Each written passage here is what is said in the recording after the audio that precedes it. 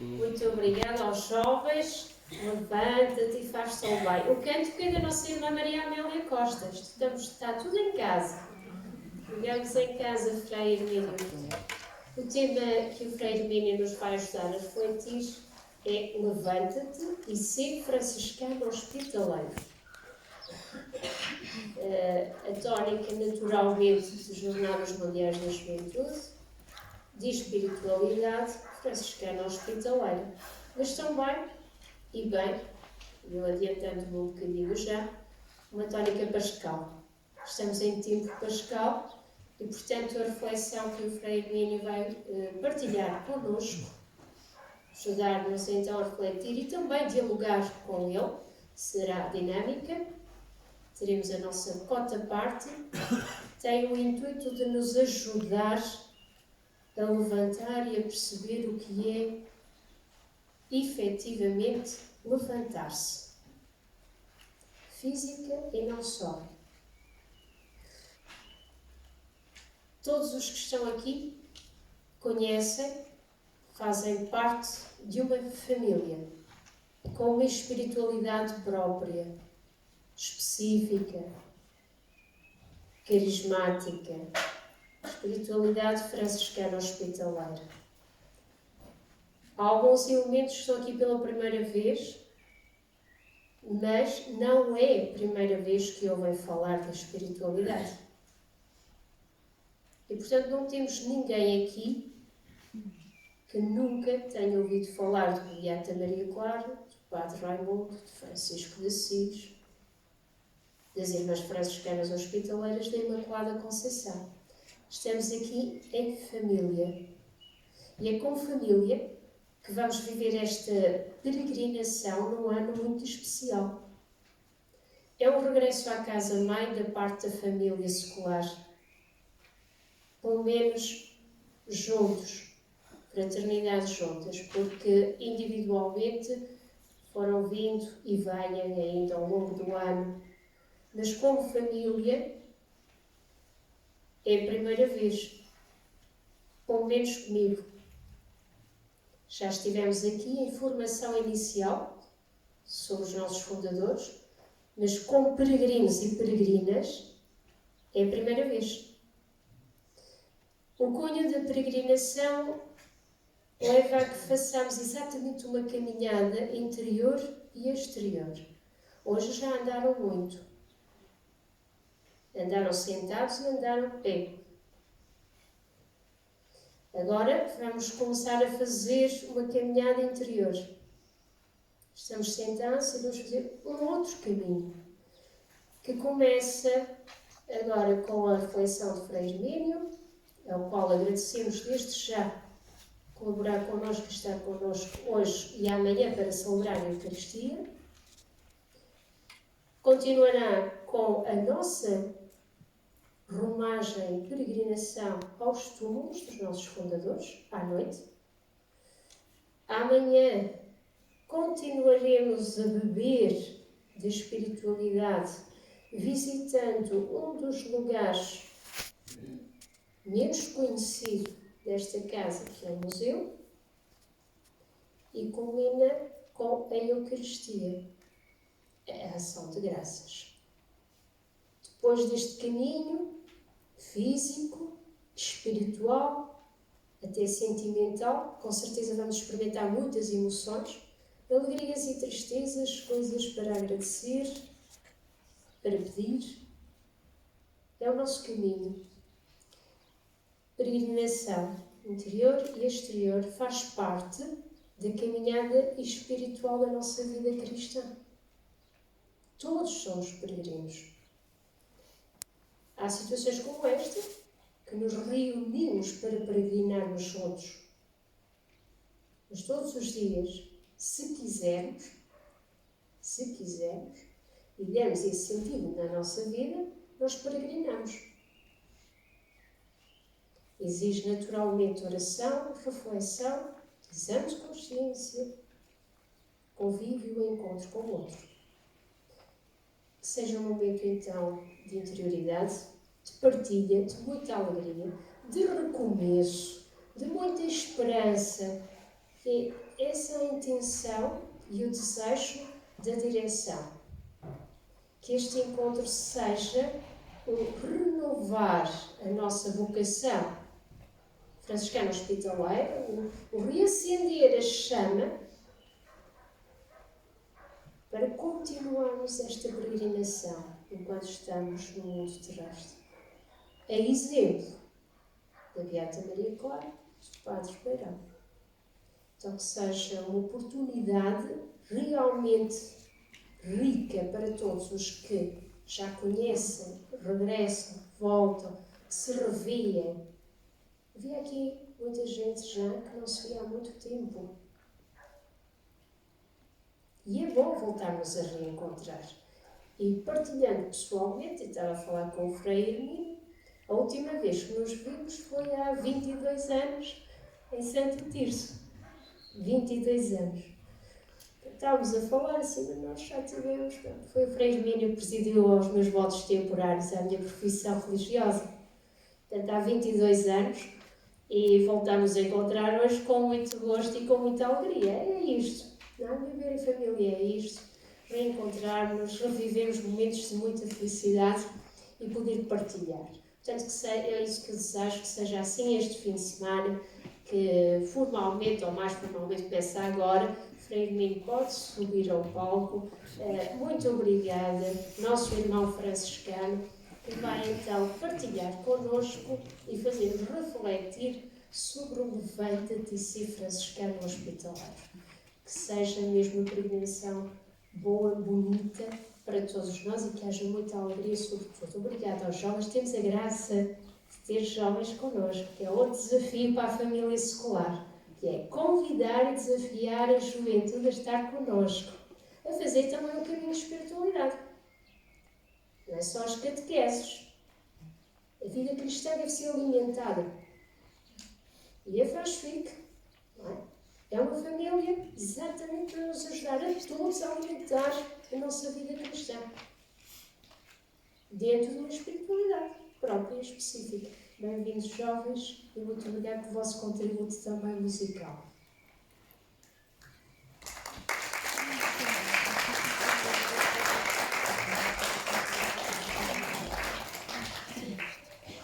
Muito boa tarde.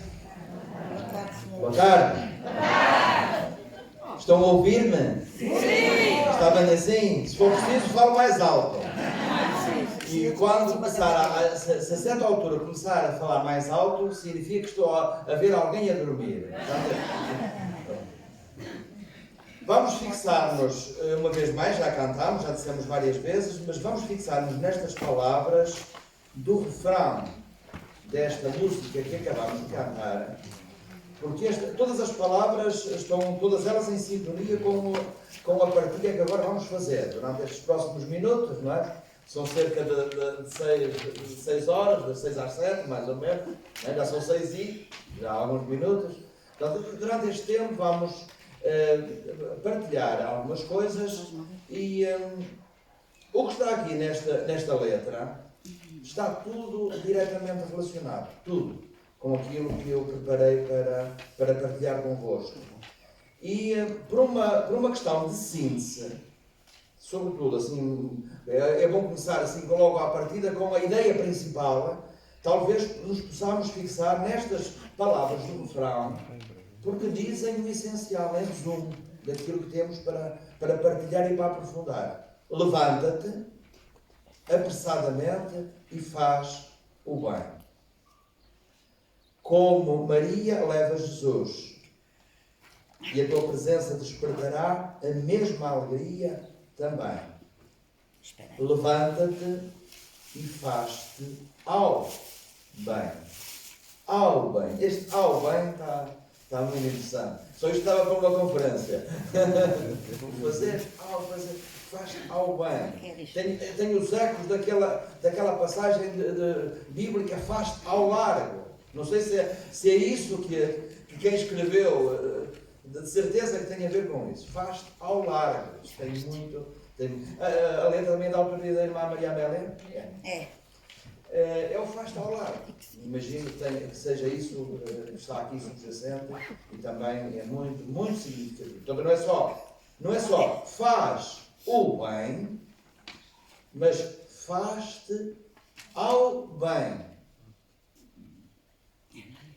Não é só fazer o bem, ponto. Não é?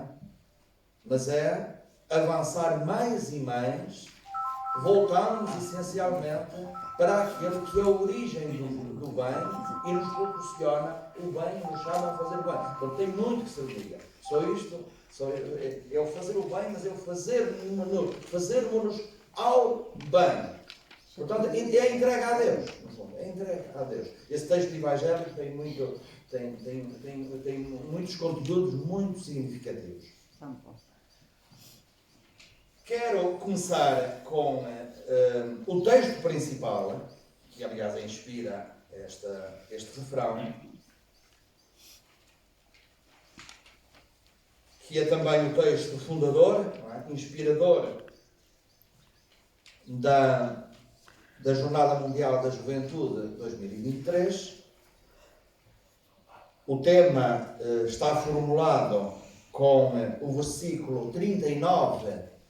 É o versículo 39, há quem tenha aqui a Bíblia na mão e tal, quando quem quiser ir acompanhando, eu não vou fazer assim, sublinhar todas as citações que vou fazendo, algumas vai ser assim mais rápido, mas as principais, quem quiser depois seguir o texto, seguir a minha partilha com o texto, é o versículo 39 do capítulo 1 de São Lucas. Portanto, Lucas 1, 39.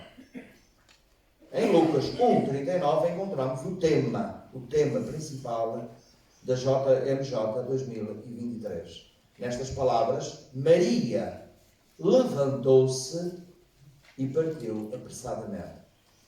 Maria levantou-se e partiu apressadamente. Ao olharmos para as Bíblias, nem em todas está lá Maria levantou-se. Está dito de outras maneiras, não é? Nem todas as Bíblias traduzem isto da mesma forma.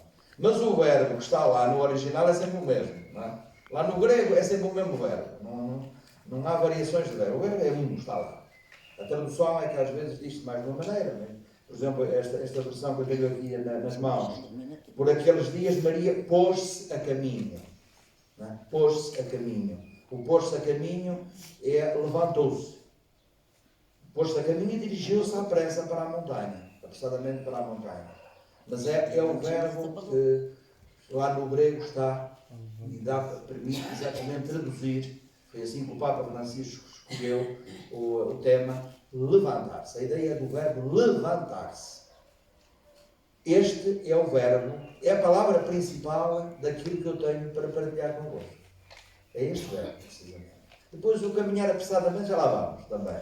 Mas a ideia é, eu estou a seguir exatamente aquilo que me pediram para dizer, para a sugestão de tema. Levanta-te e sê franciscano hospitaleiro. Levanta-te e sê franciscano hospitaleiro. Então, neste título, esta formulação de tema, levanta-te e sê franciscano hospitaleiro, não é levanta-te e sê apressadamente franciscano hospitaleiro. Não está aqui a ideia do apressadamente. Eu já irei explicitar o significado disso também no Evangelho, mas nós vamos fixar, sobretudo, a nossa atenção no levanta-te e sê franciscano hospitaleiro. Portanto, é o verbo levantar-se. Levanta-te e sê. Levanta-te e sê. Quase que podemos dizer, vamos imaginar uma moeda, as duas faces da mesma moeda, levanta-te e sê.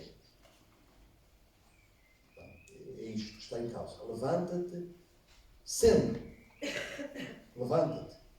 E ao levantar-te, és franciscano hospitaleiro. Isto no simbolismo da linguagem bíblica é muito forte. É isto que eu vou explicitar. Maria levantou-se. Maria levantou-se. Portanto, escusado será dizer já que isto não é apenas uma informação de cronista. O evangelista não é um cronista. Não é dizer que naquela altura, às 6 da tarde, não é? Depois do anúncio do anjo, Maria estava sentadinha lá na sua cadeirinha, levantou-se da cadeira e seguiu. Não é nada disso. Não é essencialmente isso. Não é um levantar-se físico. É um levantar-se existencialmente, pensando, falando. Estou a fazer entender? Sim. Não, eu estou a falar mais alto, não quero dizer que já esteja alguém a dormir. Atenção. Estou a fazer-me entender? Sim. Portanto, levanta-te e sê. Vamos imaginar uma moeda, duas faces. Estamos a falar exatamente da mesma realidade. Na lógica, não apenas de São Lucas, deste versículo 39 do capítulo 1. Estamos aqui numa lógica da Bíblia. Em muitas passagens da Bíblia, em muitos lugares da Bíblia, os autores sagrados utilizam este verbo, o verbo levantar-se, que no Novo Testamento tem duas variantes, são dois verbos, mas que são os dois aplicados quase sempre para, e aqui já avanço, há pouco já avançava exatamente para aí, é o verbo que é usado pelos autores sagrados também para falar da ressurreição. Da ressurreição de Jesus. À letra, as Bíblias às vezes não traduzem, a maior parte das vezes a Bíblia não traduz os textos à letra. Mas quando, por exemplo, São Paulo diz que Jesus ressuscitou, a letra é assim: Jesus levantou-se dos mortos. Levantou-se dos mortos. Estão a fazer entender? Sim. Até posso ir embora que já está a mensagem. Não tem isto que está em causa. Portanto, o levantar-se de Maria não é apenas uma informação factual. O evangelista não é um cronista, mas está a transmitir uma mensagem. Está a dizer que Maria depois de acolher a mensagem de Deus para a sua vida, de dizer sim a Deus, no anjo, então a sua vida muda completamente. A sua vida como se ergue para um modo de ser totalmente diferente do que era. Levantou-se. E então partiu, de uma forma determinada, ao encontro de Isabel. Portanto, tudo isto está no texto bíblico. Portanto, vamos começar exatamente por aí. Tudo começa no capítulo 1 de São Lucas, no versículo 26. São tudo textos que nós conhecemos muito bem. O versículo 26 começa assim: ao 6º mês, o anjo Gabriel foi enviado por Deus a uma cidade da Galileia chamada Nazaré, a uma virgem desposada com um homem chamado José, da casa de David. E o nome da virgem era Maria. Ao entrar em casa dela, o anjo disse-lhe: salve, ó cheia de graça, o Senhor está contigo. Ao ouvir estas palavras, ela perturbou-se e inquiria de si própria o que significava tal saudação. Disse-lhe o anjo: Maria, não temas, pois achaste graça diante de Deus. Hás de conceber no teu seio e dar à luz um filho, ao qual porás o nome de Jesus. Será grande e vai chamar-se Filho do Altíssimo.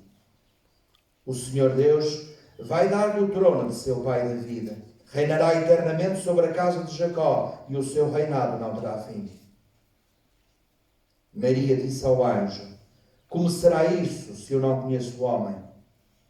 O anjo respondeu-lhe: o Espírito Santo virá sobre ti, e a força do Altíssimo estenderá sobre ti a sua sombra. Por isso, aquele que vai nascer é santo, e será chamado Filho de Deus. Também a tua parente Isabel concebeu um filho na sua velhice, e já está no 6º mês, aquela a quem chamavam estéril, porque nada é impossível a Deus.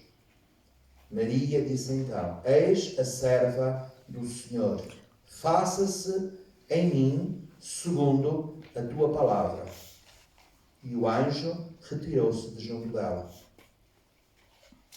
Por aqueles dias, Maria pôs-se a caminho. Estou a seguir o texto mesmo como está na tradução da Editora Bíblica. Por aqueles dias, Maria pôs-se a caminho e dirigiu-se à pressa para a montanha, a uma cidade da Judeia. Entrou em casa de Zacarias e saudou Isabel. Quando Isabel ouviu a saudação de Maria, o menino saltou-lhe de alegria no seio, e Isabel ficou cheia do Espírito Santo. Então, erguendo a voz, exclamou: bendita és tu entre as mulheres, e bendito é o fruto do teu ventre. De onde me é dado que venha ter comigo a mãe do meu Senhor, pois logo que chegou aos meus ouvidos a tua saudação, o menino saltou de alegria no meu seio. Feliz de ti, que acreditaste, porque se vai cumprir tudo o que foi dito da parte do Senhor. Maria disse então: a minha alma glorifica o Senhor. E continua. Agora aqui interrompemos o texto, porque depois vamos retomá-lo no fim. Então, o Magnificat, o céu magnífico. Agora, o cântico de louvor de Maria. Como diz esta tradução da Difusora Bíblica, no versículo 39, por aqueles dias, Maria pôs-se a caminho e dirigiu-se à pressa para a montanha, a uma cidade da Judeia. Então, fixemos-nos essencialmente nesta forma de dizer, pegamos principalmente nesta ideia do levantar-se, do erguer-se. Erguer-se, levantar-se. Aliás, os dois verbos eu não vou estar agora com a preocupação de dizer em cada sítio da Bíblia que eu vou referir se é um, se é outro, não interessa aqui para o caso, porque a diferença entre o levantar-se e o erguer-se em português não é muita, não é? Erguer-se, levantar-se, não é? Às vezes se traduz de uma maneira ou de outra, ou às vezes nem se traduz, no meu caso aqui, mas na origem há duas palavras gregas que ora estão num sítio ou no outro, mas que são utilizadas às vezes de uma ou às vezes outra, sempre para, quando o autor sagrado refere-se à ressurreição de Jesus. E sobretudo, dizendo à letra, e ergueu-se ou levantou-se da região dos mortos. Então, retomou uma outra forma de ser e de viver, não dos mortos, mas dos vivos. E então é isso que o autor sagrado se refere também nesta experiência de Maria, depois da Anunciação. Portanto, convém já ter presente exatamente isto. Esta forma do evangelista Lucas referir-se à atitude de Maria, tem a ver, sobretudo, uma forma de ser de Maria, acontece entre a Anunciação e a Visitação. Portanto, entre o encontro de Deus com ela e depois o encontro que ela estabelece com a sua prima. Portanto, está aqui, o que está aqui em causa são encontros. Não é? O encontro de Deus com ela, o encontro dela com os outros. Portanto, está aqui em causa essencialmente o que é? A relação de Maria com ela própria, com a sua forma. Há aqui um dinamismo, se quisermos, de transformação, a partir da experiência que ela faz de Deus, que desencadeia nela uma forma de ser e uma missão, porque está aqui em causa também, Maria numa atitude de missionária. De missão. Neste ir ao encontro da sua prima Isabel. E é uma missão que acontece de que forma? Porque estou a resumir para ficarmos com as ideias essenciais e depois podemos fazer as variações que quisermos, mas sobre a partir desta ideia central. Então, é a Anunciação, é a transformação em Maria, é a Maria que vai ao encontro da sua prima e é portadora de Jesus. Maria não vai sozinha, vai com Jesus. É isto que o evangelista quer evidenciar. A missão cristã, à luz desta atitude de Maria, desta caminhada missionária de Maria até ao encontro da sua prima Isabel, é feita com Jesus. Com Jesus. Portanto, o que está aqui em causa, este levantar-se de Maria em Lucas 1,39, está em causa o mesmo verbo que diz a ressurreição de Jesus. A ação de levantar-se dos mortos. E estar de pé é uma forma comum de dizer o Senhor ressuscitado. Estar de pé. Erguido. Levantar. De dizer a ressurreição de Jesus. Encontramos o verbo levantar relacionado, por exemplo, com a experiência da vocação e da missão de Abraão. Então, vamos lá atrás, né? Às páginas da Bíblia, lá no início, concretamente no livro do Gênesis, no capítulo 13, no versículo 17, e diz assim o texto: levanta-te, percorre esta terra em todas as direções, porque eu te darei. Levanta-te. Levanta-te. Claro que aqui o texto não está em grego, está em hebraico. Mas é exatamente o verbo que depois os autores gregos utilizam. Portanto, há esta correspondência entre os verbos. Portanto, esta ideia sempre de levantar-se. O levantar-se também de Abraão. Lá está. Os autores são muito mais do que cronistas. Os autores bíblicos não são uma espécie de jornalistas. Não é? Estão a construir uma mensagem, a construir uma doutrina, a construir uma espiritualidade, uma mensagem forte, uma mensagem significativa. Mais do que apenas a satisfação de uma curiosidade factual. Levanta-te, percorre esta terra em todas as direções, porque eu te darei, diz o Senhor a Abraão. Este é também o verbo usado no Evangelho de São João em relação à ressurreição de Lázaro. Todos nós conhecemos o texto da ressurreição de Lázaro, não é? No capítulo 11 de São João, também é esse o verbo principal que o autor sagrado utiliza. Para Lázaro também. Portanto, não é apenas o Abraão, não é? Que o autor diz levantou-se, mas também Jesus, Maria, Lázaro e muita mais gente. Não é? Muito mais. Eu estou a seguir um bocadinho, eu estou a fazer um bocadinho de síntese e a partilhar convosco e fazer alguns comentários, a partir de um texto que é muito recente, este livro é muito recente, do padre César Silva. O padre César do Verbo Divino, da Congregação do Verbo Divino, que acaba de publicar este livro muito interessante. Exatamente, o título é Levantando-se Maria. Portanto, ele é biblista. Eu digo apenas algumas ideias que eu achei assim, principais para poder transmitir numa hora, não é? Porque temos aqui, quem quiser depois até trabalhar mais este tema, não é?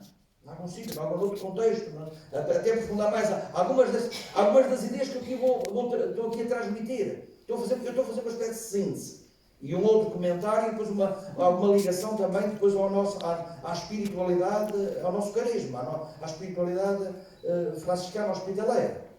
Mas aqui o Padre César faz sobretudo uma reflexão a partir da espiritualidade bíblica, centrado neste verbo. Este é um livro todo sobre esta ideia. Alguém queira aprofundar alguns destes aspectos, tem aqui muito material muito interessante.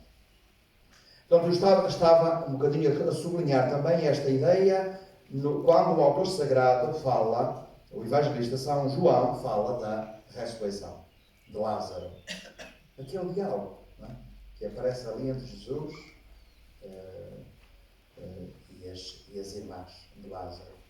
E depois a saída de Lázaro do túmulo. Portanto, o verbo está ali. Portanto, é um texto. O texto é um tecido, não é? Portanto, é ali um tecido de informações, de afirmações, muito tecido, grande fio, não é? Ali daquele tecido, na ressurreição de Lázaro, é o verbo também, este verbo, levantar-se. É usado muitas vezes também no livro de Jó. Por exemplo, no capítulo 19, 25, aquela referência que Jó, eu sei que o meu Redentor está vivo. Esta ideia forte de Jó, que centra toda a sua vida, toda a sua atenção, o seu ser, o seu viver em Deus. Há uma afirmação no livro de Jó que é central. O livro de Jó é o grande livro da Sagrada Escritura sobre a experiência do sentido da vida no contexto do sofrimento. O protagonista do livro de Jó é um sofredor e que vai procurar, de facto, buscar caminhos de sentido apesar do seu sofrimento. O livro de Jó desconstrói um bocadinho aquela ideia do sofrimento como um castigo de Deus. Muitos séculos antes de Cristo, não é? Jesus procura desmontar toda essa teoria. Não é? O sofrimento não é castigo de Deus. Mas isso no livro de Jó já se procura fazer exatamente, o autor sagrado faz um bocadinho desmontar um bocado essa ideia. Não é? Mas a ideia de sofrimento e castigo de Deus, isso acompanha todos os séculos até aos dias de hoje. E há muita gente a pensar que o sofrimento, a entender isto, sofrimento e um castigo de Deus. Alguém a sofrer, esta leitura que às vezes se faz, esta teologia assim um bocadinho barata, não é? Esta teologia assim fraca teologia é essa, de pensarmos que Deus castiga a pessoa com sofrimento. A Bíblia não nos autoriza a dizer este tipo de coisas. A Bíblia procura pôr-nos noutra forma de ser. E então a afirmação central do livro de Jó é: para Deus correm as lágrimas, para ti, Senhor, correm as lágrimas dos meus olhos. Para Deus correm as lágrimas dos nossos olhos. Ou seja, um sofrimento, quando é... Nós sofremos, não é? Todos sofremos, mais ou menos. Então, o sofrimento faz parte da experiência humana. Uma coisa é sofrer solitariamente. Coisa diferente é sofrer solidariamente. Na relação com os outros. sendo acompanhados pelos outros. Quando somos acompanhados, ou quando somos companhia na experiência de sofrimento dos outros, não é que deixemos de sofrer. Sofremos de uma forma completamente diferente.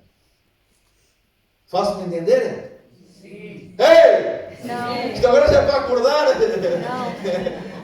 É o primeiro grito do despertador. Ei!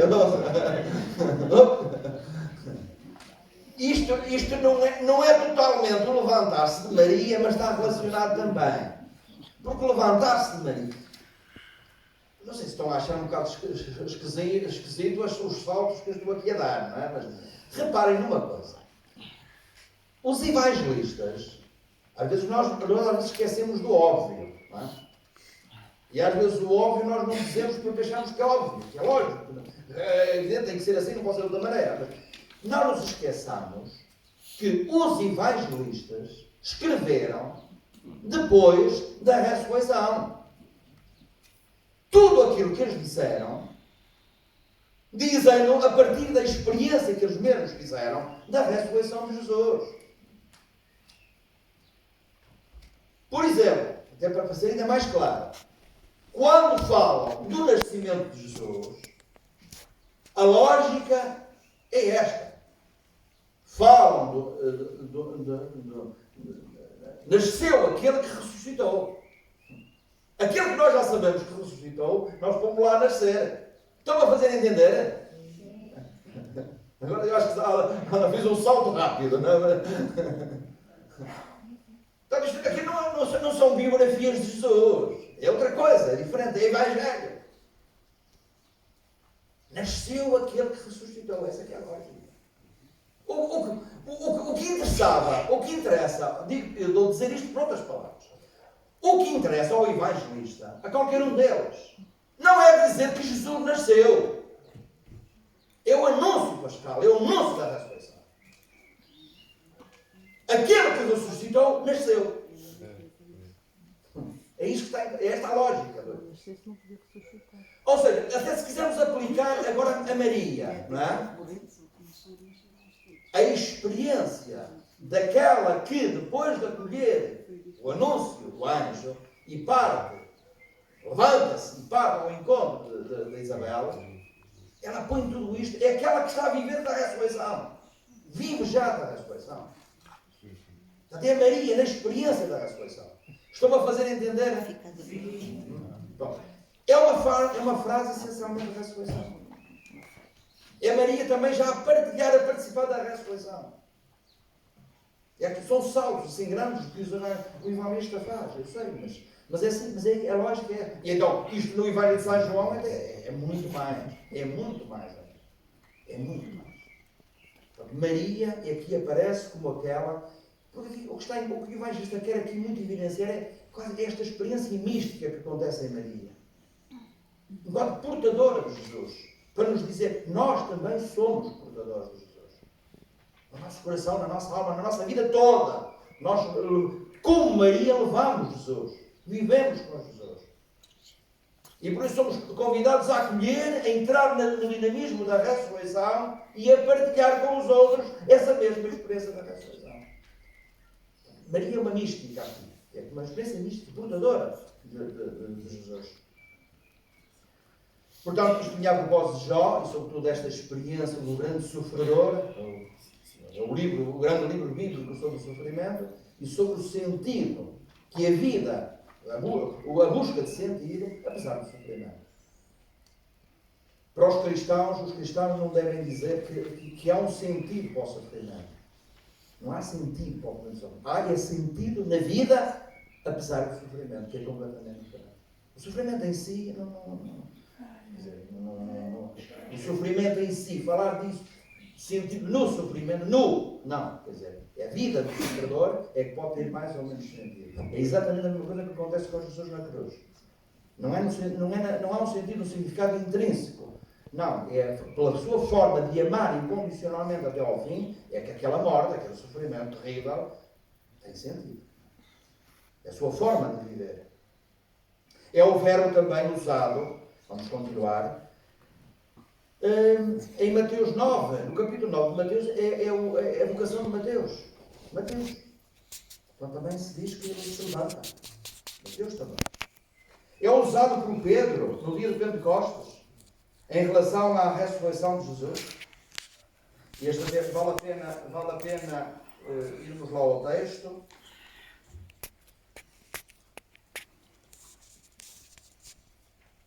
No livro dos Atos dos Apóstolos, no capítulo 2, versículo 24. O contexto é este. É o discurso de Pedro no Pentecostes. Homens de Israel, escutai estas palavras. Jesus de Nazaré, homem acreditado por Deus, junto de vós, com milagres e prodígios e sinais que Deus realizou no meio de vós, por seu intermédio, como vós próprios sabeis. Este, depois de entregue, conforme o desígnio imutável e a previsão de Deus, vós o matastes, cravando na cruz pela mão de gente perversa. Mas Deus ressuscitou-o, libertando-o dos grilhões da morte, pois não era possível que ficasse sob o domínio da morte. Deus ressuscitou-o. Deus ressuscitou. A letra é: Deus levantou. Deus ergueu. Deus levantou. Deus ressuscitou. É um texto central, aplicado, portanto, a Jesus. Deus ressuscitou. Deus ressuscita. É Deus que nos ressuscita.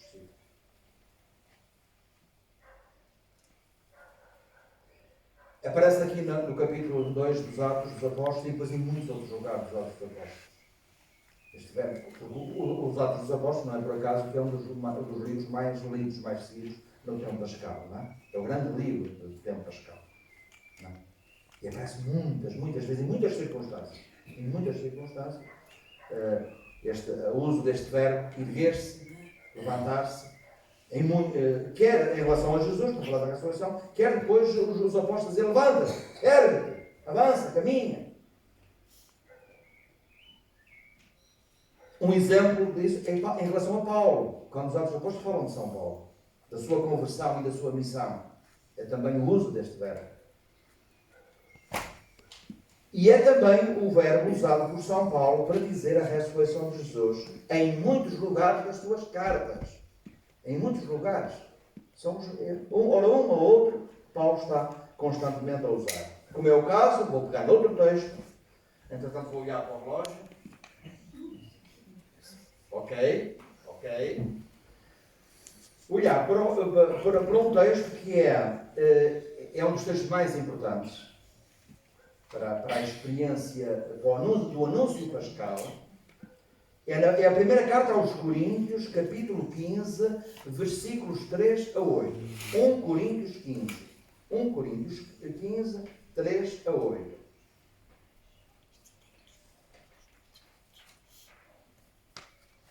Até é o texto que eu tenho aqui marcado na minha fita. Portanto, é o texto principal para tudo isto. Para ligar este texto a esta referência à Maria, ajuda-nos a entender muito bem tudo o que está aqui em causa. Começa assim o versículo 3. 1 Coríntios 15, 3, 8. 3. Versículo 3. Transmiti-vos, em primeiro lugar, o que eu próprio recebi. Cristo morreu pelos nossos pecados, segundo as Escrituras. Foi sepultado e ressuscitou ao terceiro dia. Onde é que o é? Segundo as Escrituras. Apareceu a Cefas e depois aos 12. Em seguida apareceu a mais de 500 irmãos, de uma só vez, a maior parte dos quais ainda vivem, enquanto alguns já morreram. Depois apareceu a Tiago e a seguir a todos os apóstolos. E em último lugar apareceu-me também a mim, como um aborto. Apareceu a Tiago e a todos os apóstolos. Ressuscitou ao terceiro dia. Versículo 4. Ressuscitou ao terceiro dia. Ergueu-se dos mortos ao terceiro dia. É isso que Paulo, portanto, Paulo era de todos os autores do Novo Testamento, é o que mais conhecia as Escrituras antigas. Não é? Portanto, está a utilizar muito em sintonia com a forma de dizer dos antigos. O erguer-se, levantar-se como Abraão. Pronto, se quisermos como Abraão, como Jó. Não é?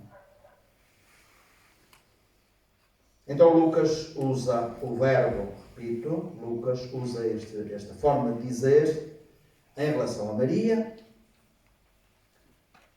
E Mateus usa também esse mesmo verbo aplicado a José. José também se levanta. É em São Mateus, no capítulo 1, versículo 24. Não está em causa apenas um levantar-se físico, mas o assumir uma posição decidida. Portanto, nós podemos ler aquilo que eu estou a dizer agora aqui em relação a Mateus, Mateus 1, 24, e depois também Mateus 2, 13, é a chave de leitura, ajuda-nos a entender bem aquilo que Lucas quer dizer aplicado a Maria. Portanto, aquilo que Mateus diz em relação a José. Não está em causa apenas o levantar-se físico, mas o assumir uma posição decidida, uma atitude determinada. Por isso, é aqui que depois se entende o apressadamente. O apressadamente. Estou a fazer-me entender? Sim. Portanto, a ligação entre Lucas e Mateus. Lucas fala da atitude de Maria, ou seja, daquela linguagem que estamos mais habituados. Lucas, no Evangelho de Infância, utiliza este verbo para Maria. Mateus, também no Evangelho de Infância, utiliza esta mesma designação, não para Maria, mas para José. Porque Lucas centra-se no Evangelho de Infância em Maria. Mateus centra-se no Evangelho de Infância em José. O paralelo entre os dois evangelistas, pronto, é isso. É lógica perfeita, dá para perceber, de facto, as coisas batem certo, quer na intencionalidade de Lucas e a intencionalidade de Mateus, a mensagem é a mesma. Quem está em causa é que são pessoas diferentes. José também se levanta e vai à pressa. Neste caso, para o Egito. Em Mateus 2,13. Podemos ver mesmo o texto? Em São Mateus 2,13. Espero que eu não esteja a dar uma grande seca. Nunca transformar isso num curso bíblico, não é? Mas também vale a pena de vez em quando. Vamos bem de vez em quando mergulhar um bocadinho assim mais na Bíblia. Mateus 2,13. 2,13. É interessante. Começa assim. 2,13. Depois de partirem, o anjo do Senhor apareceu em sonhos a José e disse-lhe: levanta-te, toma o menino e sua mãe, foge para o Egito e fica lá até que eu te avise, pois Herodes procurará o menino para o matar. Levanta-te, José. Levanta-se. Levantou-se Maria. Levantou-se Maria para o encontro da prima. Aqui levanta-se José. Levanta-se para ir para o Egito. Portanto, a construção, voltando à linguagem que estamos muito habituados, Evangelho de Infância, Lucas, Evangelho de Infância, Mateus. Um dos verbos centrais é exatamente o mesmo. Maria, que se levanta, e outro que se levanta para ir para o Egito. Numa leitura mais superficial da Bíblia, para ir para o Egito e para ir ter com a prima, claro, tinha que se levantar. Não é? Não podia ir a rolar. Não é? Pois, mas é que o Evangelho não está a dizer isso. Isso é óbvio, a leitura mais superficial. Não é? Numa leitura banal, superficial da Bíblia, diríamos, grande novidade. Então aí tinha que se levantar. Pois, mas não é isso que eu estava a dizer. Não, então, o que o Evangelho está a dizer é, quer um, quer outro, fazem a experiência da ressurreição. Transformação.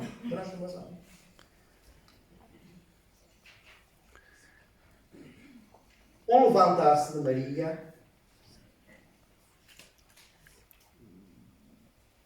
evidencia a sua missão com Jesus. Maria aqui é apresentada pelo evangelista como uma missionária. Com Jesus. é o evidenciar esta atitude de Maria a colocar-se em movimento, sem medo, com determinação. Determinada. Sem medo.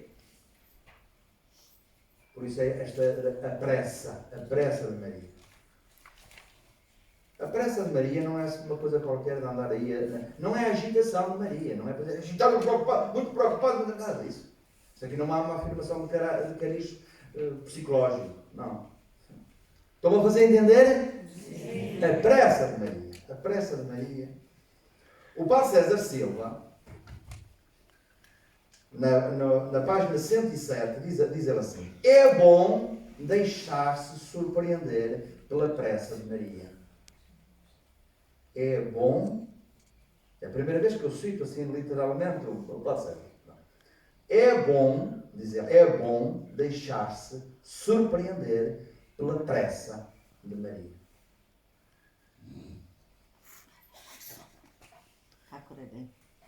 É bom deixar-se surpreender pela pressa de Maria. Não é pela agitação de Maria, não é isso. A pressa. A inquietação de Maria.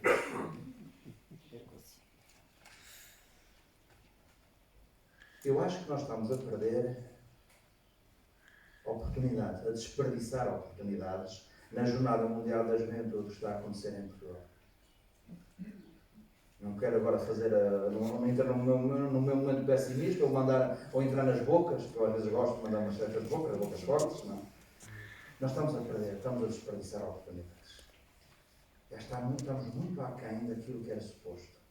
Estamos a desperdiçar muito. É uma oportunidade que é única. Há muita coisa que está a dizer, muita coisa que está a dizer, também já sabemos tudo isso. Mas, ok, não procuremos perder o menos possível das oportunidades que o Senhor Deus nos dá de vivermos tudo isto. Estão a fazer entender? Sim. Pronto. É bom deixar-se surpreender pela pressa de Maria, disse o Padre César. Estou inteiramente de acordo. Deixar-nos surpreender por aquela que se levanta, não é? Que se ergue, que nos convida a entrar no dinamismo da ressurreição, porque tudo isto é ressurreição, tudo é ressurreição, tudo é Páscoa, tudo é ressurreição. No agora, da nossa história, este ano, é uma vivência pascal, é aquilo que está em causa. Não perder esta oportunidade, não desperdiçar oportunidades que o Senhor nos dá. Eu acho que há muita coisa demasiado parada. Muita coisa parada. Ou estou a ser pessimista? Ei!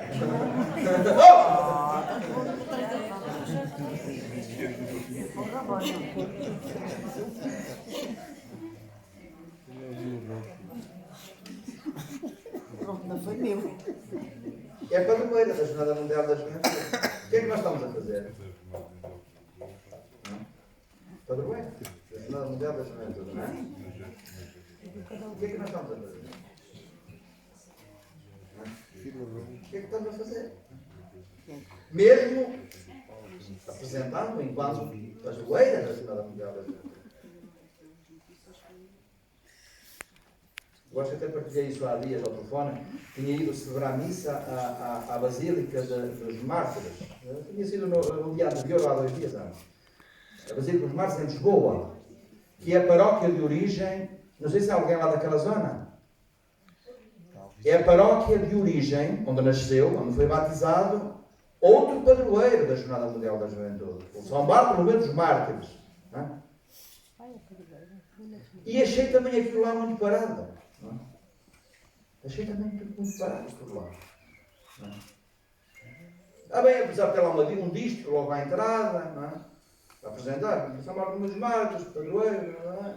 Ou aqui depois dizer uma frasinha, foi aqui, foi batizado. Então, São Bartolomeu dos Mártires, do século XVI, XVII, não é? Nasceu ali, era dominicano, frade dominicano. Então, ali a paróquia dele, de origem, ali os Mártires, ali perto, para se situar, ali que eventualmente não esteja a ver bem o sítio. Portanto, entre o Camões e o Chiado. Não é? Quem considera esta Praça Camões, para o Chiado, não é? é ali uma igreja que está do lado direito, não é? A Basílica dos Mártires. A célebre Basílica dos Mártires. Ali a paróquia de origem do São Bartolomeu. Portanto, ela dos mártires liga-se exatamente aos mártires antigos do Japão. São os padroeiros daquela paróquia. E depois, frade dominicano, estamos no século XVI, etc., no contexto do Concílio de Trento, logo imediatamente a seguir ao Concílio de Trento. Quando ela depois de muitos anos, esteve durante muitos anos na Batalha, no Mosteiro da Batalha, há uma comunidade dominicana, e depois arcebispo de Braga. Não sei se há aqui alguém da zona de Viana, né? Então conhecem bem, né?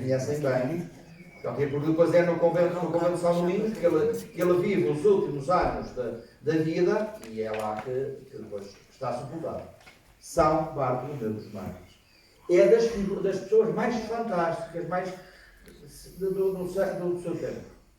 É das pessoas mais importantes em Portugal no contexto do Concílio de Trento, a seguir ao Concílio de Trento. Eu digo muitas vezes, foi do melhor que eu sou de Braga, né? Foi do melhor que a Diocese de Lisboa partilhou com Braga, né? Foi dos maiores arcebispos que Braga teve. Né? São Bartolomeu dos Mártires. Também é um padroeiro. Isto a propósito, voltando aqui para ainda não se dispersar, mas ainda podemos fazer muito, temos muito para fazer. Não é? Não está nada perdido, não perder a oportunidade. Não é? Quer dizer, neste tempo ainda que temos ainda meses, não é? Até lá, não é? E depois temos muito para fazer depois das jornadas. Porque depois das jornadas, não é? A Beata Maria Clara continua a ser padroeira. Não deixa de ser. Portanto, não desperdiçar oportunidades que o Senhor nos vai dando. Não é? Esta jornada, de 2023, é o acontecimento mais importante que temos da Igreja a partilhar e que a Igreja Universal partilha com Portugal. Nós não vamos viver coisa nós provavelmente, nenhum de nós, não é? E se calhar temos mais novos, nós se calhar não vai acontecer em Portugal um acontecimento tão importante. Bem, o Espírito Santo lá sabe, não é? O Espírito Santo é que sabe, não é? Mas a probabilidade de acontecer algo ao mesmo nível, não é? De partilha da Igreja Portuguesa com a Igreja Universal e da Igreja Universal com Portugal, provavelmente nenhum de nós que está nesta sala vai ter a oportunidade de viver outra vez. E às vezes nós se calhar não temos bem a noção disto. Não é? Às vezes não temos, quer dizer, não lemos isto à luz de uma história mais... Às vezes estamos demasiado sentados na nossa paróquia, na nossa comunidade, às vezes até só na nossa congregação ou na nossa ordem, não é? Eu dizia isto, tivesse aqui frases também dizia, não é? Estamos às vezes demasiado sentados só nas nossas coisas, não é? Ser franciscano hospitaleiro é ser igreja. É estar na igreja, estar com a igreja. Foi isto que São Francisco de Assis viveu. Não é? E a Clara de Assis, e muitos outros de outras. É a igreja. O nosso carisma, o carisma franciscano hospitaleiro, antes de ser todas as outras coisas, que depois a gente especifica, não é? É o Evangelho. O Evangelho é que é o nosso carisma. O Evangelho. Como muito se dizia no século XIII, e Francisco de Assis gostava de dizer, sem floreados. Aquela célebre expressão latina, sine glossa. Se calhar alguns já ouviram esta expressão. O que é o Evangelho sine glossa? Uma expressão latina sem comentários a adaptar-se àquilo que nos interessa. Sem floreados. Sem adaptações ao nosso jeito. Estão a fazer-me entender? Sim. Pronto. Esse é que é o nosso carisma. O nosso carisma é esse. Porque às vezes a gente não se senta no essencial. Esse é que é o nosso carisma. Isto seguindo muito ali a orientação de São Francisco de Assis, ali no século XIII. É o Evangelho. E o Evangelho com uma particularidade. Sem floreados. Sem adaptações. Porque a igreja no século XIII, a igreja do Papa, do grande Papa Inocêncio III, era uma igreja que seguia o Evangelho, mas muitas vezes seguindo uma das adaptações. Era isso que estava em causa. A igreja do tempo de São Francisco não é uma igreja num bando de pagãos todos. Não é nada disso, cara. Não é isso que estava em causa. Um bando de bandidos. Não é isso. Era muitas vezes aquilo que dominava o Evangelho adaptado às circunstâncias. Por isso é que Francisco de Assis quis muito à letra, mas não no sentido literalista, fundamentalista. Não é nada disso. Sem adaptações, ao nosso jeito. É aquilo que a palavra radicalidade significa. O que é a radicalidade evangélica? É ir à raiz, é ir à essência, é ir ao essencial. Isso é que é o nosso carisma. Não é, irmãs? Hã? Digam lá. Ou deixou de ser? Digam lá. Ou deixou de ser? Hã? Não é? Então, esta aqui é a base. Para nós, frades, para os frades, para as irmãs e para todos os cristãos. Para todos os que partilham desta mesma forma de ser e de viver. Para cada uma e para cada um de nós. Depois, dentro dos ritmos e dinâmicas de vida de cada um, logicamente. Uma vida comunitária, uma vida de casal, uma vida de solteiro, uma vida de viúvo, seja como for. Até vocês chamam por mim. Portanto, mas é o Evangelho na radicalidade, na essência do Evangelho. Então, vinha muito a propósito desta ideia de Maria levanta-se e caminha apressadamente. Caminha apressadamente. E daquilo que o Padre César Silva diz, é bom deixar-se surpreender pela pressa de Maria. É muito bom. Deixarmos surpreender pela pressa de Maria. A vida é um contínuo levantar-se e pôr-se a caminho, continua o Padre César. É um contínuo levantar-se e pôr-se a caminho. Levantar-se e pôr-se a caminho. A vida é um contínuo levantar-se e pôr-se a caminho. Mais do que exterior, interior. Porque se assim não é menos vida. E isso é autorizado pela palavra que a irmã no princípio já usou, peregrinação. Não. A vida é um contínuo levantar-se e pôr-se a caminho. É uma contínua peregrinação. É exterior, mas sobretudo interior. Sobretudo interior. Porque as peregrinações que nós fazemos exteriores, não é? As manifestações exteriores de peregrinação, só fazem sentido quando são a expressão daquilo que nos vai na alma. Senão então é folclore religioso, não é? Senão então é folclore. Não é? Quer dizer, é folclore. Mas se não é a expressão, se a peregrinação é exterior, não é a expressão daquilo que nos vai no coração e na alma,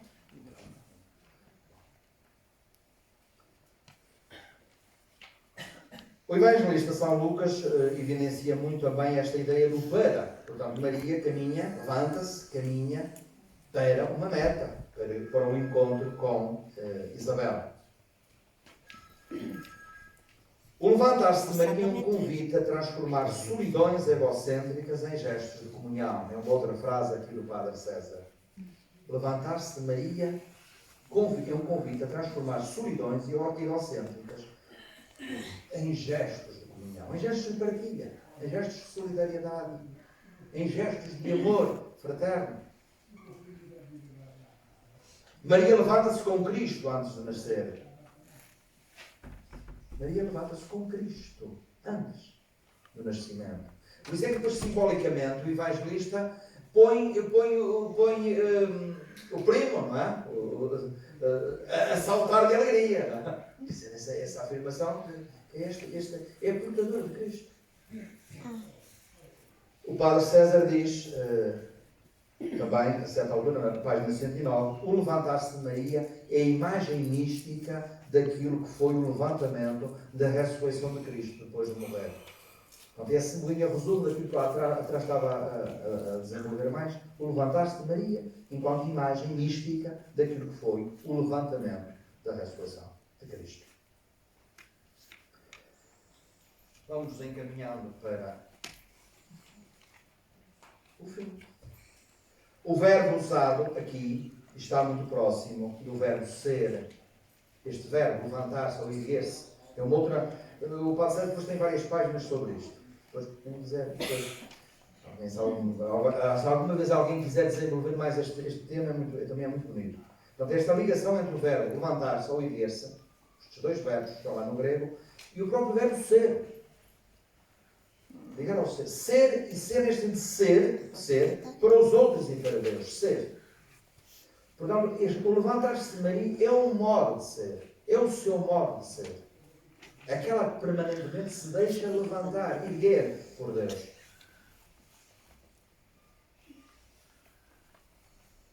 Muitos de nós conhecemos aquela expressão típica da filosofia de Descartes. Penso, logo existo. Pronto. Então, nesta lógica, não é dito desta maneira, mas é levanto-me, logo existo. Esta é a lógica de Maria. Esta é a lógica do Evangelho. Esta é a lógica da Bíblia. Não é só o penso, logo existe. É levanto-me, ergo-me, deixo-me levantar por Deus, logo existe. E está, portanto, aqui o ser, está aqui em causa o ser de Maria. E por isso também o nosso ser e o nosso agir. O nosso ser e o nosso agir. São Lucas, por exemplo, usa também este mesmo verbo aplicado a Jesus a quando aquele episódio dele na sinagoga da sua terra, e depois diz, levantou-se e começou a ler o livro. Não? Levantou-se, é o mesmo verbo também está aí.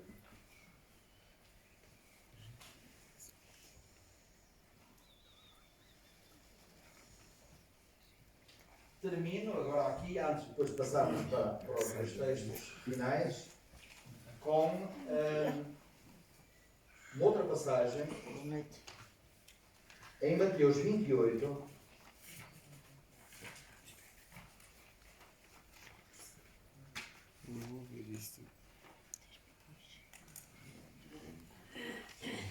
Mateus 28, 6 e 6, 7. O anjo toma a palavra e diz às mulheres que no túmulo: não tenhais medo, sei que buscais Jesus, o crucificado. Não está aqui. Ressuscitou. O verbo estava, levantou-se. Levantou-se daqui. Levantou-se. Abalou. Como abalou. É mais ou menos isso. Elentejano. Mas é um abalão assim no sentido muito forte. Basou.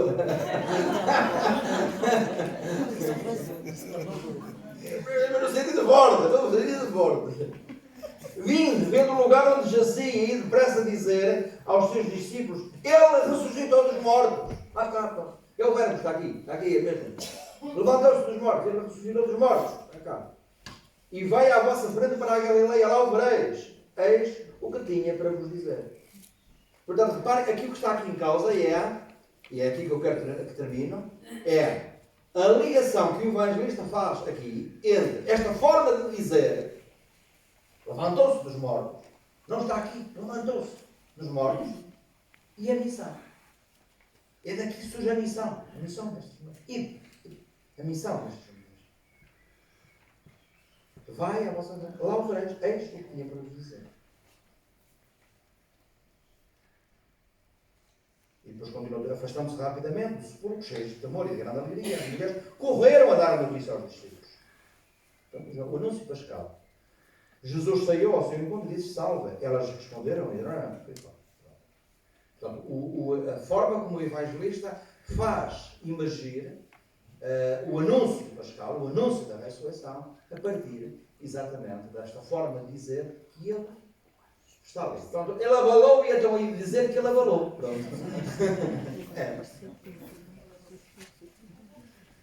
Vamos terminar com...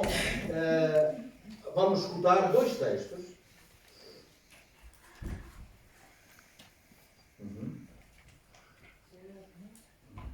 O primeiro é o Magnífica. É o Magnífica. Não levantamos, não. joelhos, põe os joelhos.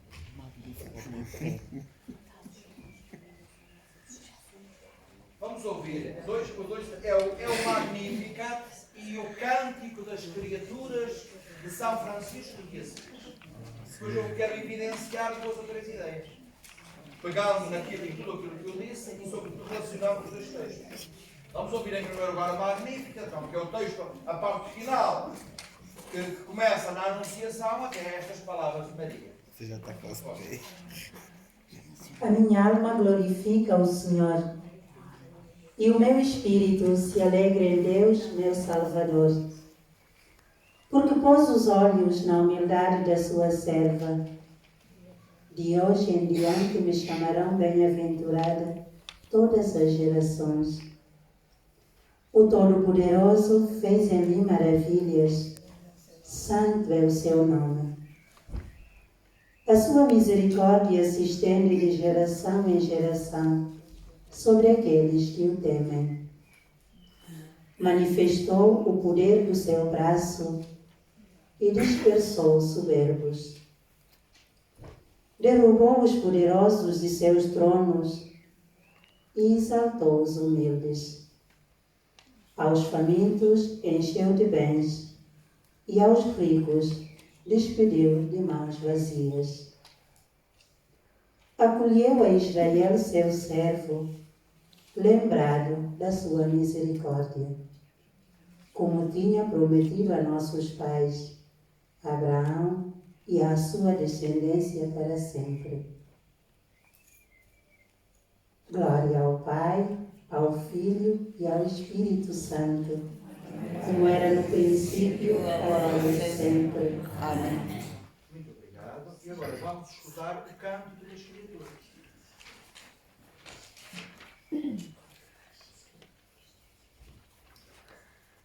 Altíssimo, onipotente, bom Senhor, a ti o louvor, a glória, a honra e toda a bênção. A ti só, Altíssimo, se hão de prestar e nenhum homem é digno de te nomear. Louvado sejas, meu Senhor, com todas as tuas criaturas, especialmente o meu Senhor irmão Sol, o qual faz o dia e por ele nos alumia. E ele é belo e radiante, com grande esplendor. De ti, Altíssimo, nos dá ele a imagem. Louvado sejas, meu Senhor, pela irmã lua e as estrelas. No céu as acendeste, claras e preciosas e belas. Louvado sejas, meu Senhor, pelo irmão vento e pelo ar, e nuvens, e sereno, e todo o tempo, por quem dás às tuas criaturas o sustento. Louvado sejas, meu Senhor, pela irmã água, que é tão útil e humilde e preciosa e casta. Louvado sejas, meu Senhor, pelo irmão fogo, pelo qual alumias a noite. E ele é belo e jucundo e robusto e forte. Louvado sejas, meu Senhor, pela nossa irmã, a Mãe Terra, que nos sustenta e governa e produz variados frutos, com flores coloridas e verduras. Louvado sejas, meu Senhor, por aqueles que perdoam por teu amor e suportam enfermidades e tribulações. Bem-aventurados aqueles que as suportam em paz, pois por ti, Altíssimo, serão coroados. Louvado sejas, meu Senhor, por nossa irmã a morte corporal, à qual nenhum homem vivente pode escapar. Ai daqueles que morrem em pecado mortal. Bem-aventurados aqueles que cumpriram tua santíssima vontade, porque a segunda morte não lhes fará mal. Louvai e bendizei ao meu Senhor, e dá-lhe graças e servi-o com grande humildade. Muito obrigado.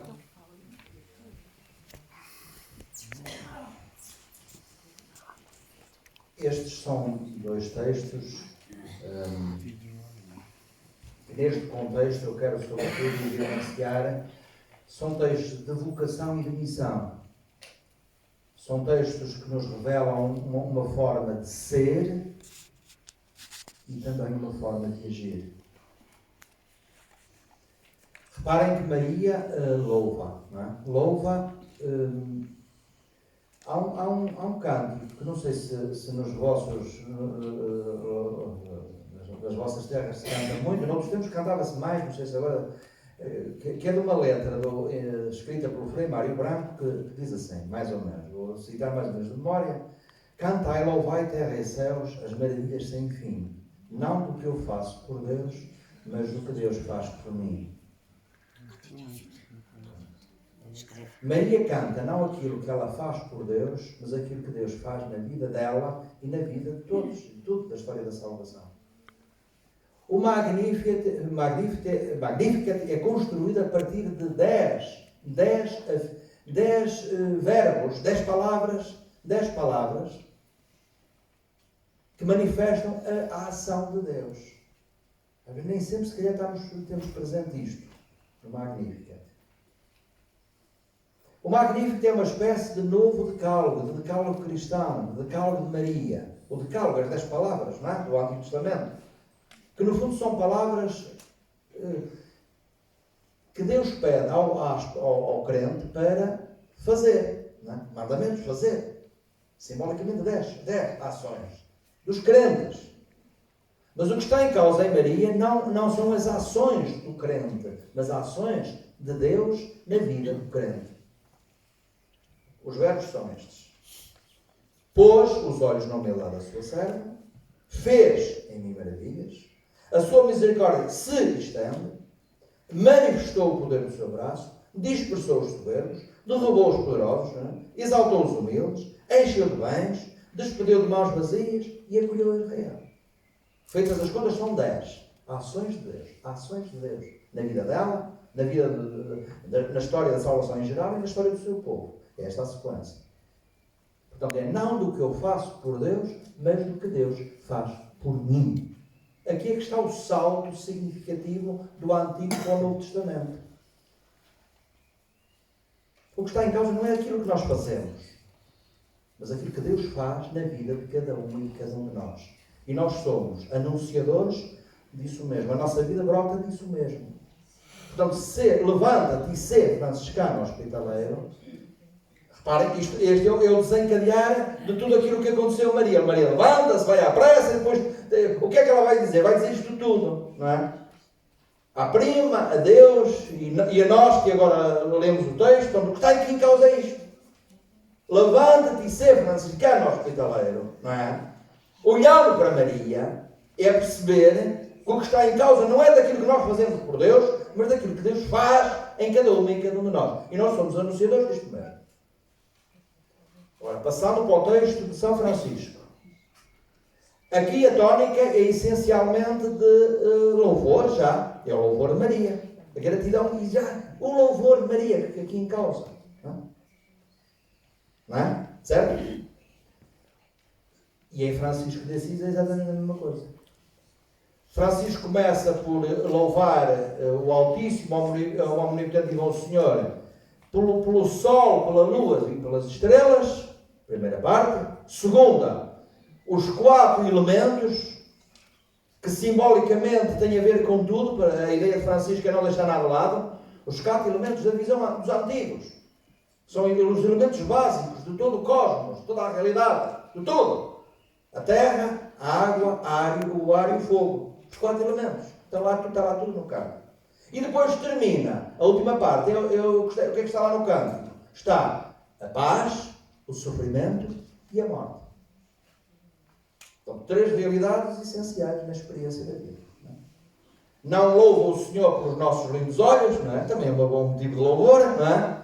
Mas louva enquanto a nossa capacidade de construir a relação, de construir a reconciliação, de construir a paz. O ser humano entra no cântico pela sua capacidade de paz, pacificadora. E depois entra em ação também, pela forma como vive o sofrimento e ajuda a viver. E depois tudo o que há para viver até ao fim. Inclusive, portanto, e perceber a morte como uma experiência vital, a experiência de vida também. E depois termina com a palavra humildade, que é isso que faz sempre jeito, não é?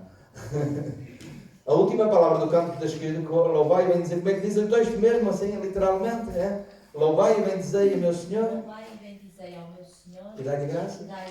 E E servi-o. com grande humildade. Humildade é a última palavra. A primeira é Altíssimo. Entre o Altíssimo e a humildade que tudo isto acontece, não é? Mas é também entre o Altíssimo e a humildade que acontece na experiência espiritual de Maria. E é isto que tem que acontecer na vida de cada uma e de cada um de nós. De outra forma, somos outra coisa qualquer e não somos franciscanos também, somos outra coisa qualquer. Não é? Reparem que onde houver o bem a fazer que o quer, resolve muito bem tudo isto. Então, e por isso estas expressões aqui como sabem, já estou a terminar como comecei, não é? Levanta-te apressadamente e faz o bem. Onde houver o bem a fazer, faz o bem e faz ao bem. Nós não podemos fazer o bem sem nos fazer ao bem. Sem nos fazer a Deus, não é? E aqui é que está o segredo. Então, tem a ver essencialmente com uma forma de ser diferente a partir de Deus. Mulheres e homens ressuscitados. Mulheres e homens. Porque é de uma mulher de ressurreição que fala o evangelista São Lucas a propósito de Maria. Levantou-se e avançou apressadamente ao encontro da prima. Então, isto é uma experiência da ressurreição. Portanto, nós funcionamos, ser franciscano. Levantar-se e ser franciscano hospitaleiro significa ser mulheres e homens da ressurreição, tal como aquelas mulheres que vão ao sepulcro e veem que abalou, não é? É isso que está em causa com cada um e com cada um de nós. Muito bem, eu calo-me. Muito obrigado pela vossa atenção e paciência. Muito obrigado.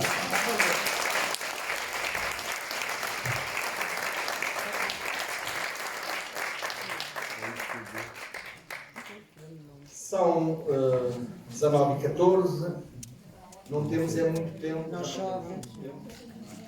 Será alguma?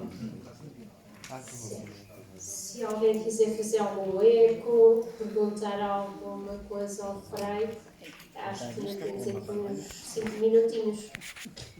Alguém gostaria de perguntar algo, fazer uma ressonância, um eco do que ouviu?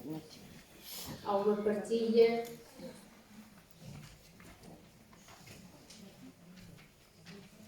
Muito bem. Fala alto. Força. Primeiro, queria agradecer ao Frei Ignício que nos obrigou a refletir, que nos obrigou, através das suas palavras, a refletir em toda esta caminhada, esta peregrinação. E ao mesmo tempo que eu estava a ouvir, eu estava a pensar também no caminho também claro, que está tão próxima de nós, que somos da família franciscana, e que muitas vezes parece que esquecemos. E depois dei logo o salto, e então, e nós que estamos a fazer? Estamos adormecidos? Ou vamos nos erguer? Ou sentimos mesmo suscitados? Porque ela também sofreu muito, mas não teve medo. Ela avançou e fez caminho. E portanto, o meu coração também estava a sentir aquilo que deve ter sentido Isabel quando foi cumprimentada, saudada por Maria. Obrigada, Padre Frei Ignício, porque também despertou, uma vez mais, esse salto que obriga a fazer caminhada, a seguir em frente e a não esquecer que temos muito a fazer. Obrigada. Muito obrigado por suas palavras. Fica assim combinado. Mais alguém? Foi realmente muito profundo. Estava aqui, mas só quero que me repita essa frase que me tocou imensamente. Portanto, é bom, deixe-me dizer para ver se está correto, que eu não tinha aqui que escrever. Portanto, é bom deixar-se levar pela pressa de Maria. É aquela frase do Padre César, sim. Por favor. É bom deixar-se é bom deixar-se surpreender pela pressa de Maria.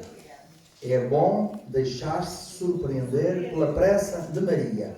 E ele até depois termina a frase, a pontuação é um ponto de exclamação.